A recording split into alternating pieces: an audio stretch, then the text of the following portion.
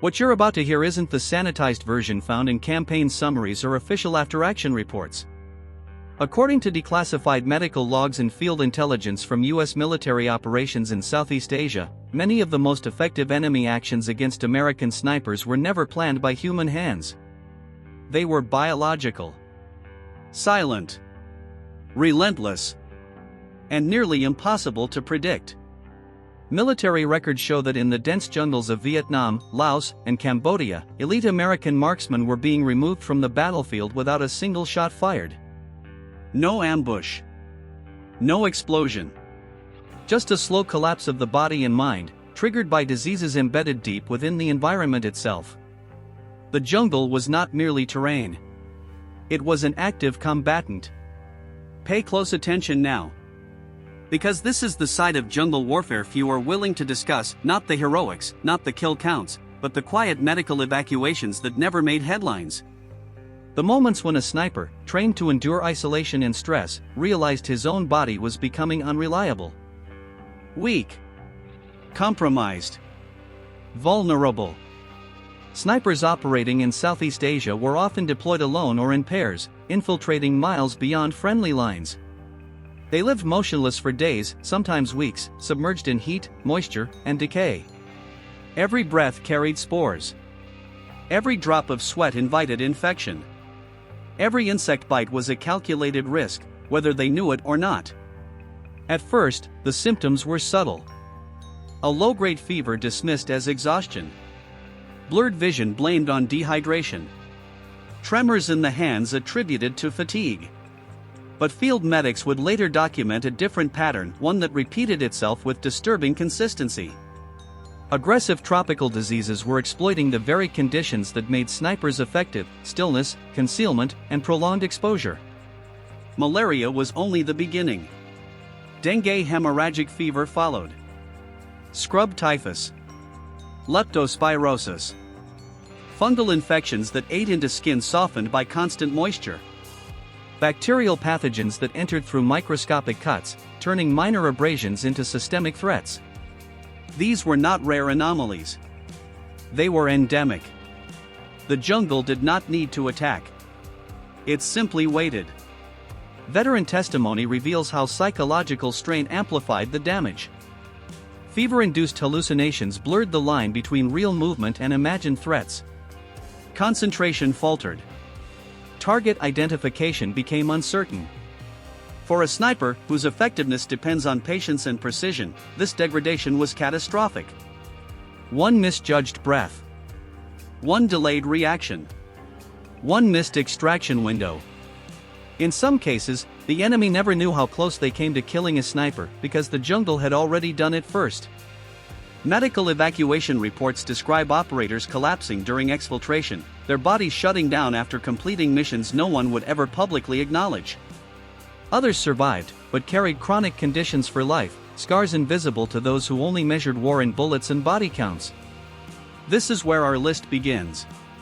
Not with weapons or tactics, but with the diseases that transformed Southeast Asia into a biological minefield. Each more insidious than the last. Each leaving marks that outlasted the war itself. The first is one nearly every soldier feared, and still underestimated. Malaria was officially classified as a preventable disease. On paper, it looked manageable. Prophylactic pills. Mosquito nets. Insect repellent. But in the jungles of Southeast Asia, malaria didn't behave like a medical condition. It behaved like an ambush. Military medical records show that malaria accounted for tens of thousands of non-combat casualties during the conflict, and snipers were among the most exposed. Their mission profile made standard prevention measures nearly useless. Nets reflected light. Repellent carried scent. Pills caused nausea and disorientation, unacceptable side effects for men who needed absolute control over their bodies. So many chose the risk. The Anopheles mosquito hunted at dusk and dawn, the same windows when snipers repositioned or extracted. One bite was enough. And the disease didn't announce itself immediately. It waited. Sometimes weeks. Sometimes longer. long enough for a sniper to be deep behind enemy lines when the first symptoms appeared. Veterans described the onset as deceptive. A chill in 90-degree heat. A headache that pulsed behind the eyes. Muscles that felt heavy, unresponsive. Then the fever hit. Sudden. Crushing. Temperatures spiking past 104 degrees. Sweating uncontrollably, then shaking violently as if submerged in ice. Field reports document snipers attempting to continue missions while delirious. Hallucinations were common. The jungle breathed. Shadows moved. Sounds echoed that weren't there. In this state, patience became impossible. Judgment eroded. Triggered discipline suffered. One sniper later testified that he forgot why he was there, forgot the mission entirely, while still lying in position, rifle aimed, body burning from the inside out. The psychological toll was just as severe. Malaria attacks in cycles. Fever. Collapse. Brief recovery. Then it returns. Again. And again. Each cycle weakened the body further. Some forms, particularly Plasmodium vivax, hid in the liver and re-emerged months or even years later, long after soldiers returned home. Medical evacuation logs reveal men pulled from operations not because they were dying, but because they were no longer reliable.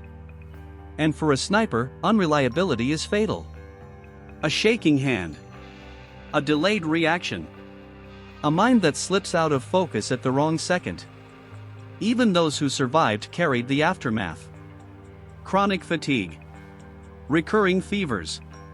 Depression.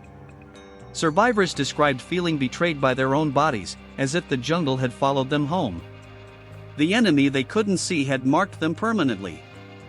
And malaria was only the most familiar threat. Because there were diseases far more aggressive, and far less understood.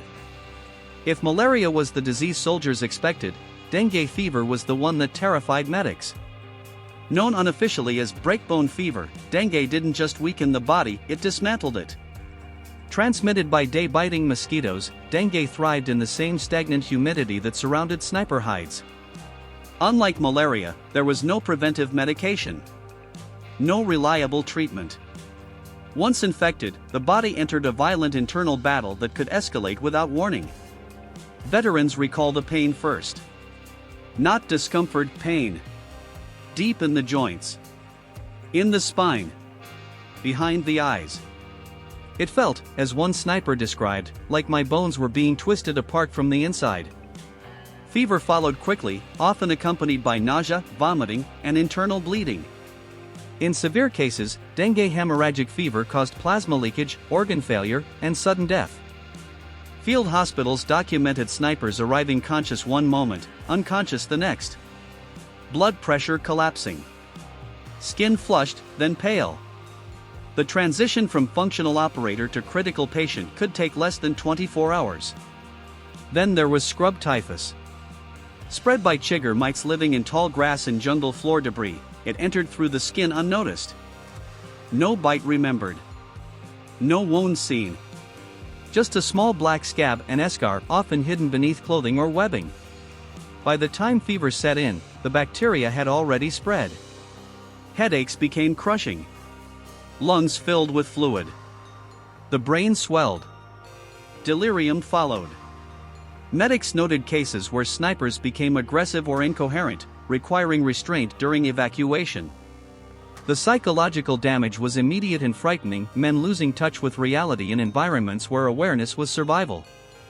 Leptospirosis, contracted through water contaminated with animal urine, punished those who crawled through swamps and rice paddies.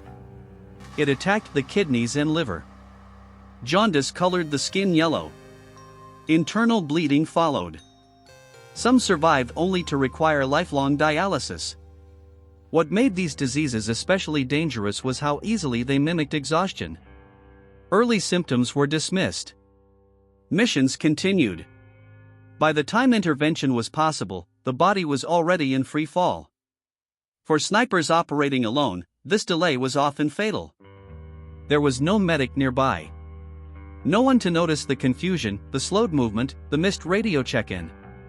Several after-action reports mention snipers found alive but barely conscious days after failing to extract victims not of enemy patrols, but of infection. Each disease stripped away more than strength. It stripped confidence, trust in perception, trust in the body. The jungle didn't just kill. It destabilized. And then there were the infections that never left the bloodstream at all, only the mind. Not all jungle diseases struck fast. Some worked slowly, methodically, eroding the body and mind in ways that felt intimate and humiliating.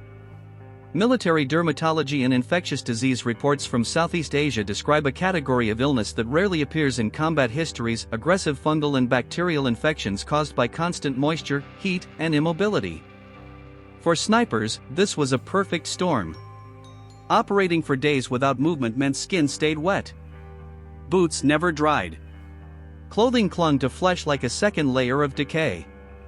In these conditions, fungal organisms thrived. Trench foot returned in a tropical form. Skin softened, cracked, and peeled away. Open sores formed between toes, in the groin, underarms, places impossible to keep dry without compromising concealment. At first, it was irritation. Then burning. Then infection. Veterans described the smell before the pain: a sweet, rotting odor coming from their own bodies. Flesh turning white and spongy. Toenails falling off. In severe cases, bacteria entered the bloodstream through these wounds, leading to sepsis. Medical reports confirm amputations performed not because of combat trauma, but because infection had consumed the tissue beyond recovery. But the physical damage was only half the threat. Psychologically, these infections broke something deeper. Snipers are trained to control their environment, their breathing, their heartbeat. Watching their own bodies deteriorate beyond their control introduced a quiet panic. A constant awareness that the jungle was inside them now. One veteran recounted lying in position while ants crawled into open sores, unable to move without exposing himself. Another described the sensation of maggots forming in untreated wounds during extended missions. Silent. Sudden. Fatal, if ignored. Sleep deprivation worsened everything. Constant itching. Burning skin. The fear of scratching and revealing position. Hallucinations intensified as infections spread and fevers rose. The line between physical illness and mental collapse blurred completely. Military psychologists later noted a pattern: soldiers who suffered prolonged jungle infection showed higher rates of anxiety disorders and depression post-deployment. The body's decay had been slow enough for the mind to register every moment of it. This wasn't the shock of an explosion. It was something worse. The feeling of being consumed piece by piece, while still alive, still conscious, still responsible for the mission. And yet, even these visible horrors were overshadowed by what came next: the long-term damage that followed these men home, long after the jungle released them. The jungle did not release its grip when the missions ended. For many American snipers who survived Southeast Asia, the war continued quietly, internally, and for decades. Declassified Veterans Affairs medical evaluations reveal a pattern that took years to be acknowledged. Chronic malaria relapses. Lingering liver damage from hepatitis and leptospirosis. Neurological issues linked to severe dengue infections. Skin conditions that never fully healed. These were not isolated cases. They were systemic outcomes of prolonged exposure to an environment that modern military medicine had underestimated. But the most enduring damage was psychological. Veterans consistently described a heightened sense of vulnerability after returning home. The belief that danger could come from anywhere. That even silence was hostile. For men trained to scan tree lines and shadows, the memory of invisible enemies, bacteria, parasites, fungi altered how they perceived safety itself. Military psychologists noted that snipers who endured severe tropical illnesses exhibited intensified PTSD symptoms. Nightmares were not always about firefights. They were about fever dreams. About being unable to move while something crept under the skin. About sweating through sheets, convinced the jungle had followed them into their bedrooms. Trust in the body was broken. Some veterans spoke of a permanent sense of betrayal, hands that once steadied rifles now trembling without reason, minds once disciplined now hijacked by fatigue and anxiety. The jungle had done what enemy forces often could not, it had eroded identity. And yet, these stories rarely appear in mainstream war narratives. There are no medals for surviving malaria. No citations for enduring months of fungal infection in silence. No parades for men evacuated without a single shot fired. Their suffering lacked spectacle. It left no dramatic footage. Only medical files. And memories. This is the aspect of the war few textbooks explore, the reality that combat is not always a contest of weapons, but of endurance against an environment that never sleeps, never negotiates, and never shows mercy.